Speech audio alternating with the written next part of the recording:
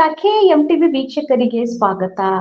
ತಾಳಿಕೋಟೆ ಪಟ್ಟಣದ ಆರಾಧ್ಯ ದೇವರಾದ ಶ್ರೀ ಬಂಡಿ ಬಸವೇಶ್ವರರ ಜಾತ್ರಾ ಮಹೋತ್ಸವ ಅಂಗವಾಗಿ ನಡೆದ ರಥೋತ್ಸವ ಭಕ್ತಿ ಶ್ರದ್ಧೆ ಸಂಭ್ರಮಗಳಿಂದ ಶನಿವಾರ ಸಂಜೆ ಅದ್ದೂರಿಯಾಗಿ ಜರುಗಿತು.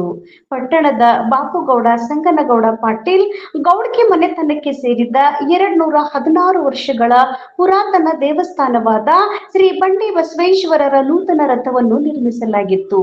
ಇದನ್ನು ವೇದಮೂರ್ತಿ ಮುರುಗೇಶ ವೀರಕ್ತಮಠ ಉದ್ಘಾಟಿಸಿ ಲೋಕಾರ್ಪಣೆಗೊಳಿಸಿದರು. ಕಲಬುರಗಿ ದಕ್ಷಿಣ ಕ್ಷೇತ್ರದ ಶಾಸಕ ಅಲ್ಲಮಪ್ರಭು ಪಾಟೀಲ್ ರಥೋತ್ಸವಕ್ಕೆ ಚಾಲನೆ ನೀಡಿದ್ದರು. ದೇವರ ಹಿಪ್ಪರಗಿ ಶಾಸಕ ರಾಜಗೌಡ ಪಾಟೀಲ್ ರಥಕ್ಕೆ ಪುಷ್ಪಾರ್ಚನೆ ಅರ್ಪಿಸಿದರು.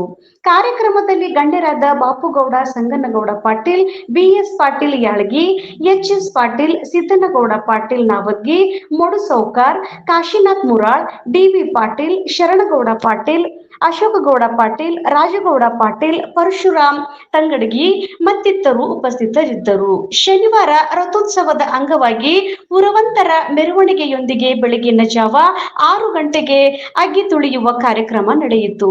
ನಂತರ 9 ಗಂಟೆಗೆ ಗಂಗಸ್ಥಳ ಕಾರ್ಯಕ್ರಮ ವಿವಿಧ ವ್ಯಾದ ಮೇಳ ವೈಭವಗಳೊಂದಿಗೆ ಜರುಗಿತು. ಬೆಳಗ್ಗೆಯಿಂದಲೇ ನೂರಾರು ಭಕ್ತಾದಿಗಳು ಶ್ರೀ ಬಂಡಿ ಬಸವೇಶ್ವರ ದೇವಸ್ಥಾನಕ್ಕೆ ಆಗಮಿಸಿ ನೈವೇದ್ಯ ಕಾಯಿ ಕರ್ಪೂರ ಅರ್ಪಿಸಿ ಭಕ್ತಿಭಾವ ಮೆರೆದರು.